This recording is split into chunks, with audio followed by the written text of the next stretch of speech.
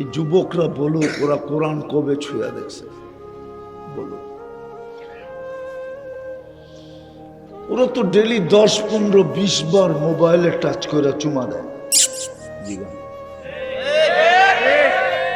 আমি বাইঙ্গা বললাম না, পুরা কাহিনী বাইঙ্গা বলতে পারি, এতটুকুই বললাম, বুঝের হইলে এতটুকুই বুঝবে যে হুজুরে কোথায় যে টাচ করছে।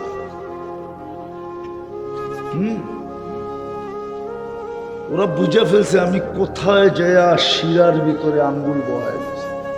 ওরা বুঝছে যে ওরা ডেলি 2, 4, 10 বার মোবাইলে টাচ কইরা মজা লাগে, কিন্তু কবে কোরআন ছুঁয়া দেখছে বলতে পারবে না।